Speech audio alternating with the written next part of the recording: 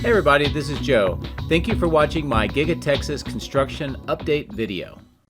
There's a lot of news coming up here this week for Tesla, one of which I would like to talk about today is the new information about 4680 development and expectations for the coming new year. Now, this was originally posted by Alexander Mers, also known as Tesla Boomer Mama, and the link is at the bottom of the screen and in the video description if you would like to go to her original post. Also, Jordan from The Limiting Factor chimed in on Alexander's post, and he put out a lot of great observations about this particular article. This is just a sample of what he had talked about. The link to his original post is at the bottom of the screen, also in the video description, and I would recommend you take a look at that and his channel to get a lot more in-depth detail than I'm going to go through today. Because of the timing of Alexander's post and also Jordan's response, I added this additional information. This has to do with the deliveries of automation equipment over at the battery cathode plant here at Giga Texas, and it does relate to the expectations of the new 4680s going into the new year. I did cover this on my 2 October video. I would recommend you take a look at that for more in-depth and detailed information and how it relates to what we're going to be talking about today. Now, this is based on an article by Wayne Ma and Steve Levine. And as you can tell, they're talking about 4 new batteries in 2026, including for robotaxi. And this comes on the effort that has been underway for a few years within Tesla to develop the 4680s. And that includes what we've been seeing here at Giga Texas. So let's look at a few of the highlights. The article talks about some of the challenges that Tesla has had with the development of 4680s. Much of that is well documented, and we have discussed that on multiple times on multiple videos before on my channel. And the most recent one was 31 July 2024, where we talked about the dry cathode breakthrough that Tesla has had. I would recommend you go back and take a look at that video for some additional information, and it will help round out what we read about here with the development of the 4680s, particularly with trying to master the mass production of the dry electrode portion of the 4680s. And this is the section of the article that talks about that process and the challenges. Now, they say that that 4680 is called the 4680D, and that's for the dry manufacturing technique. And this is part of the upgrades that we've been seeing here at the 4680 cell production portion of Giga Texas. Now, next year, Tesla is aiming to produce about 2,000 to 3,000 Cybertrucks per week using these 4680Ds. And that's about, I don't know, they say twice. It's more about 50% higher weekly production that we're seeing right now at Giga Texas. But that's still great news. This is the part of the article that talks about the new variants of the 4680s. They're going to be produced sometime in 2025 for use in 2026. They're called New Cell or NC, and they have some codes after that moniker. The first is NC05. It's the workhorse battery, be used primarily in the robotaxi and perhaps some additional vehicles. The variant NC20 has more energy packed into the cell than other versions, and this is most likely going to be in a sport utility vehicle, the Cybertruck, and some additional future vehicles yet to be announced. The other 2 batteries are internally known as NC30 and NC50, and these are going to introduce silicon carbon into the anodes for the first time, and that should allow them to have better and improved charging speeds. Now, the first one to be used, the NC30, is going to be in the Cybertruck and in an upcoming sedan. And then the NC50 has got a lot more performance, and that's going to be used for the Roadster and perhaps some additional vehicles that have a lot of high performance. So anyway, a lot of great updates and things to be looking forward to for the 4680 development sometime next year and then into 2026. And if that's not enough excitement, coming up in just 3 days is the We Robot event, and it's billed as the most significant event in the history of Tesla. And this is going to be held out in Los Angeles, California, most likely at the Warner Brothers Studios. They are most likely going to be unveiling the robotaxi and the network and how that's going to work, maybe new products. Also, Optimus may be there as well. And of course, the upcoming Cortex training system for the robot and also for the full self-driving that will be supporting robotaxi is most likely going to be discussed as well. So this event should be a live stream and it should be a lot of fun, and I'm really looking forward to seeing that coming up in just 3 days. That's it for the updates. I hope you found that informative. Let's get into the drone and fly around Giga Texas today. If you would like to support my efforts, please consider using these links, which will be in the video description. If you are interested in Tesla products, you can help yourself and support me by using my referral code. Don't forget to hit the like and subscribe buttons on my YouTube video, as this helps as well. Thank you. My drones are ready and raring to go. Let's go flying over Giga Texas.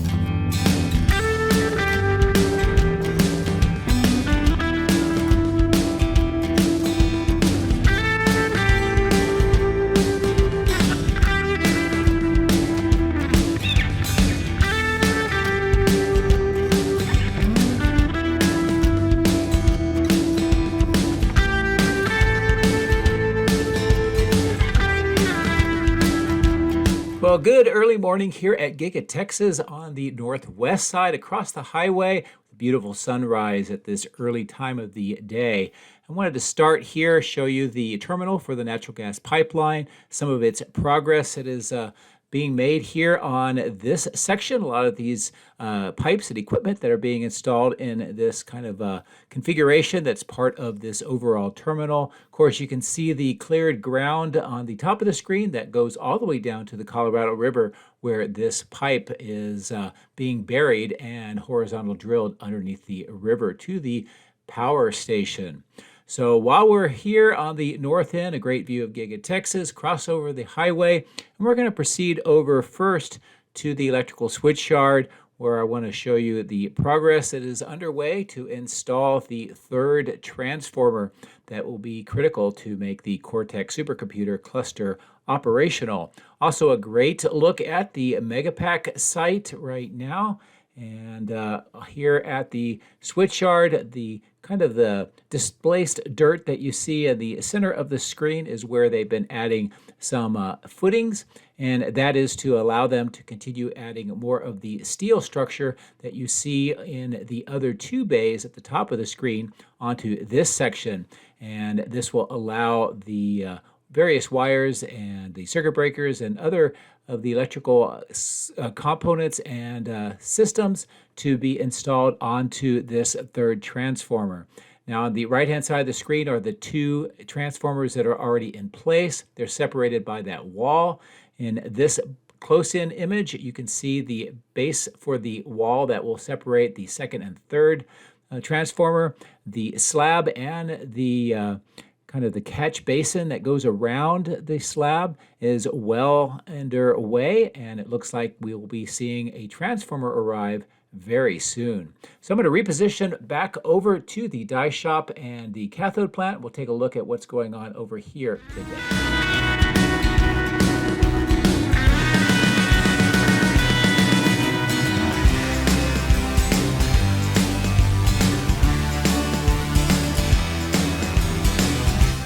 I really like the glow of the sunrise off of the cathode building. Kind of gives it that pink look right now, and a great look all the way back to the main factory as well. I'm going to stop here, take a look at the equipment and that kind of stainless steel cylinder next to the red and white bridge crane components. Still not a lot of changes up here, and of course all that concrete that was broken up from the south end before the extension was built is still waiting for it to be recycled. As we get closer to the cell testing lab, we can get a good look at this east side of the cathode plant, and also of course the wade pit, which is very empty today. And the work at the crash test facility is still going on inside. There's a lot of vehicles that have been crash tested. You can see them kind of parked in the middle of the screen and next to that new perimeter fence that has been added. Also notice that there is a cover over the flying floor at the bottom center of the screen next to that steel structure. That flying floor is what they put the bodies on to do rollover testing and also to do pole testing on the side of the vehicle. So that cover is new. This clearing is where they've added conduit that extends from the mechanical room, that small steel structure on the right-hand side of the screen, over to the temporary field kitchen on the left of the screen. And as we get over closer to that mechanical room, we see that more of the fence is being installed on this section.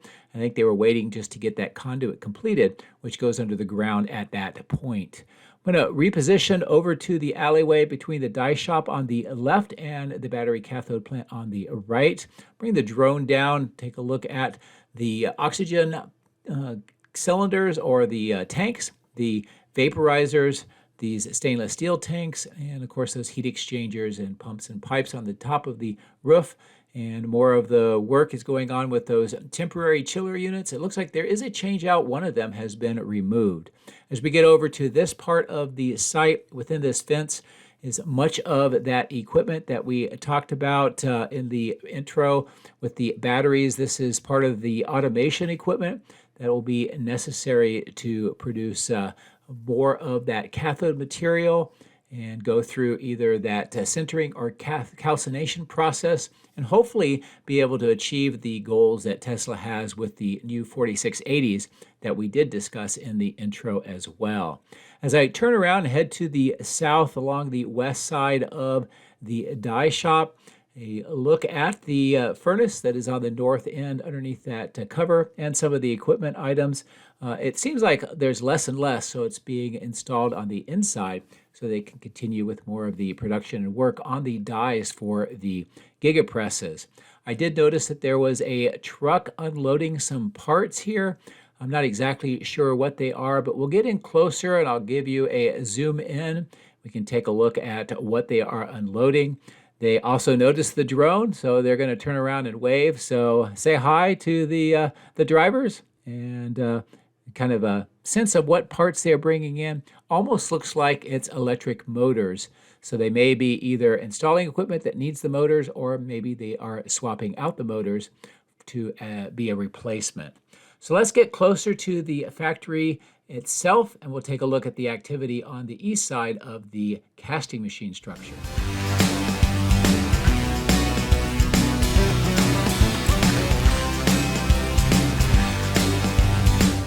There are a lot of castings all over the factory today. We see many on the ground here on the northeast side, but also I wanted to give you a look using the light of the early morning sun into the receiving doors and the covered steel structure that they are building.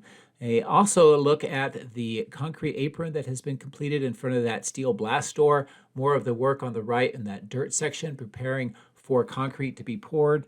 And also that wall that is starting to shape up between the steel structure and the baghouse filtration plant. At that baghouse plant, we see more of the pipes have been installed. In fact, it is extending into the casting machine structure through those steel black grates that replaced the windows. And we see the tall structure with those kind of cube-like steel structures that are most likely some type of ventilation and maybe filtering system. And this is a great look at how that structure is continuing its assembly. And we're going to see a little bit more of that later here in the video. Now, this area with the new receiving doors and that concrete apron is getting more of that earthwork, and hopefully we'll get to see that finished. Another great view of all of the castings that are lining up along this side of the building. And of course, the work underneath the power lines and the medians on the right of the screen with more of the sidewalks. I'll give you a closer view here shortly. Not a lot of Cybertrucks in the testing and calibration lot today. And we'll also see that the outbound lot is quite empty. So that's a great sign that they are moving off-site very quickly. All of these parts are for the south end extension, part of the cooling system that they are installing. And that work continues. As we get closer to the building again and the parking garage on the left, this is that view of the walkways that are being added on the median underneath the power lines. It looks like this is going to continue to the north into the next median. There's also some of the wooden formwork and some rebar that is starting to extend from the concrete here, and it will go across this section through this median and then most likely continue all the way to the north. Another great view of all of the castings that are on the ground here. and the work on that receiving door area that we talked about previously. As I bring the drone in around the tower and the power lines, I'm going to give you a look down at the baghouse filtration plant, starting on the right with the tanks and then the filtration systems, the funnels that use kind of a device that's like a spinner that will separate out the heavier items before it goes into the filtration system, and then that tall area with those cube structures. Also a look down at the steel structure, the roof, that valley vent or valley gutter that they are installing on the side closest to the concrete walls, and of course that earthwork that is being done on the north end. As I bring the drone down here along the side of the building, I'll take a look across this steel structure at some of the steel items remaining on the left, all of the castings, and of course how the baghouse filtration plant is looking now, also how tall it is relative to the main building. On this end of the steel structure, it looks like it's going to be enclosed as well, similar to what we see on the south end. More of the castings. Here on the ground, these all look like they are front castings for the most part for the Cybertruck. And of course, those open vaults for the cables through the conduit are still getting work. A lot of rack-mounted castings as well. These may be Model Ys or they might be Cybertrucks. It's hard to tell in the racks, but on the ground, it's definitely all Cybertruck. So let's proceed across the north face. You'll notice there's castings all along here, even in front of the 4680 cell portion of the factory and on this northwest corner, and then it even wraps around the angled corner of the building as well. So looks like they are certainly keeping the gigapresses humming along, producing the castings so that they can hopefully start producing more of those non-foundation Cybertrucks, which I'm hearing are already starting to find their way to customers. As I mentioned, more of the castings on the left, and as we round the building, I wanted to quickly show you these mounts, the bollards, and where I expect a nitrogen tank to be installed. Looks like most of the work is on the north end today, so we'll see how this progresses over time. Now, as we fly to the south, I wanted to kind of follow up what we were talking about with the intro with the 4680s. There's some speculation about whether or not the production lines here are fully operational or not, or certainly in testing. I think that all of this recycling that we see in these blue bins and also what you see in the door on the left is indications that they are doing final calibration and certification testing of those new product lines or production lines, and that should give us 8 of them now. In this section, by those doors, I think they're preparing to make steps. That's what the dirt is for, and it looks like additional work down near that opening with the green temporary panels. As we continue to fly further to the south along the west side of the building, I wanted to show you the Model Ys that are exiting the factory today. Again, this is very early on a Monday, and it's great to see this level of activity at this time of the morning. And I think maybe because we're in the fourth quarter and perhaps with the We Robot event coming up and things that we're going to hear, I think that's a great sign for Model Y production. I wonder if this is going to be the last quarter with that variant of the Model Y, and then we'll see a refresh. But that's something we'll have to keep monitoring. At the base of the flagpoles, looks like there is some form and concrete work to finish up these base mounts. Right now, it looks like they are circular in configuration at the bottom of the flagpoles. I don't know if they're going to put more concrete around than this or if that is just its final appearance. But anyway, it looks like they are wrapping up the final work and getting the flagpoles ready to go and to be finished up. But with this lighting, the breeze, and just the look across the highway, beautiful look with all of these flags. And I think it's really a great addition to Giga Texas.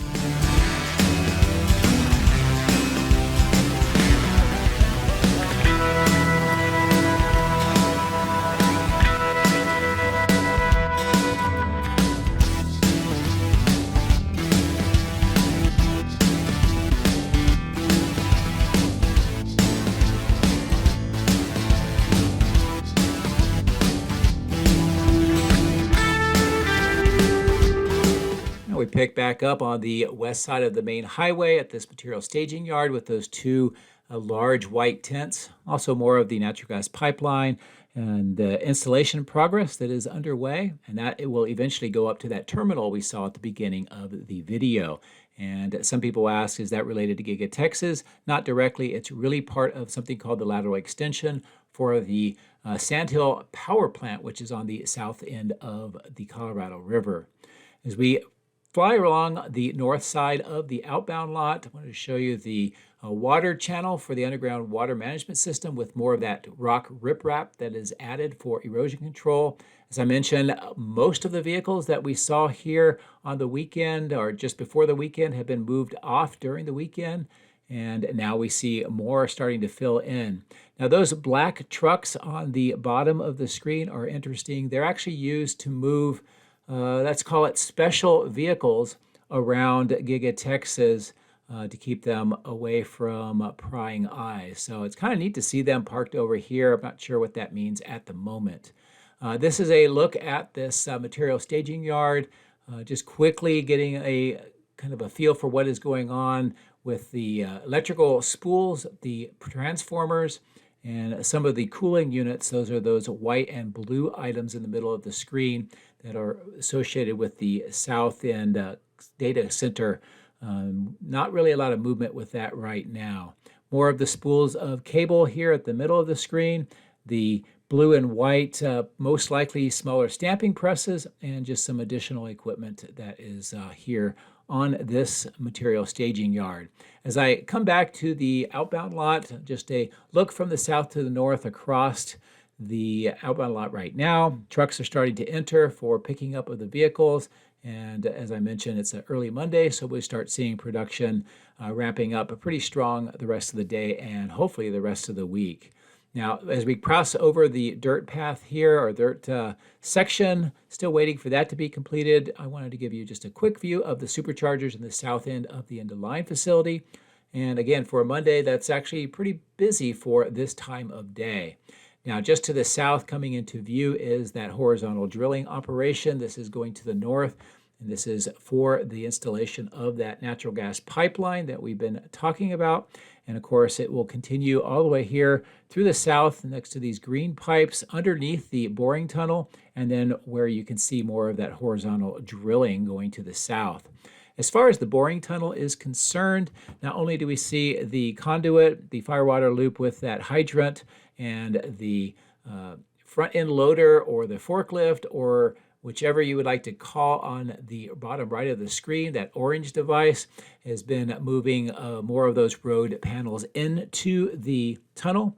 And they've been going in fairly deep. I do not see any of the panels from this vantage point. Of course, the sun makes it a little bit more difficult. But I know that they are continuing to install those panels. There are two more on the bottom right waiting for installation. And hopefully by the time the end of the week comes, they'll have most of that completed. Over here is the horizontal drilling operation underway today, drilling to the south under the Colorado River to start getting the pipes connected to kind of a junction, and then it will go underneath the central highway over to the Sandhill Energy Plant. So all that work is continuing today. Next to this truck on the ground is more of those road surface panels for the boring tunnel, although there aren't very many as they have been installing them into the tunnel.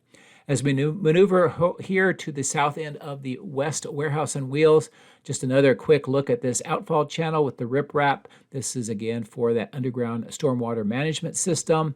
Top of the screen, looking across the road, that triangular lot just shows more of the materials, steel, and more of those transformers, but otherwise not a lot of change today. So instead, I'll come up over the power lines, look back down here. On the ground is where they've been doing electrical conduit. In fact, you can see some of it encased in kind of a red concrete. Also, some more excavations on the left-hand side of the screen and surrounded by kind of square dirt piles. This all goes underneath the highway, and it emerges right in the middle of the screen on the other side of this bridge. And as we cross over the bridge and resume on this side, I'll give you a view straight down at this excavation where more of the conduit is coming in. Of course, that follows River Road on the south side, underneath the bridge, all the way along the River Road to the west on the west side of the highway. And this is, as I get lower, a better view of that.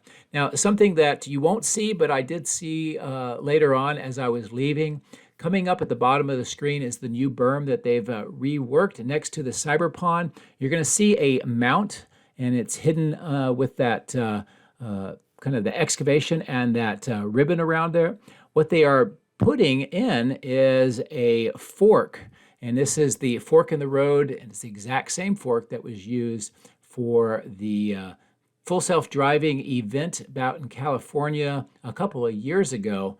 And the fact that they're bringing it here, I think, is significant.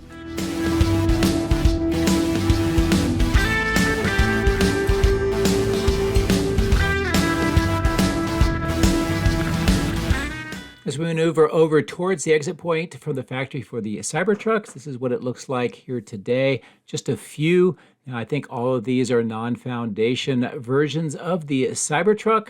And as we will note as I fly around here, more of them will start exiting the factory. And as I mentioned, it's an early morning on a Monday, so it's great to see this level of activity at the time that I am flying the drone. Also, near where we see the Cybertrucks exiting the factory, on the ground is that excavation. Looks like it is conduit that is extending from the factory, taking a 90-degree turn, and then proceeding over to that underground cistern or water management dewatering well. And this, I'm not sure if it's needed for more power for that, or if there's some other structure or equipment that's going to be installed there on the ground, but it's in the middle of the screen next to those yellow fences. Also, a look here into the west side of the building with some of the materials, some of the interior walls that have been installed, and some of the additional work. The two gentlemen on this man lift are part of the team getting ready to put the mounts and the brackets in for the glass that will be installed. And again, I am hearing that that work will resume on the week of the 14th of October. So definitely something to watch to see all of that being completed.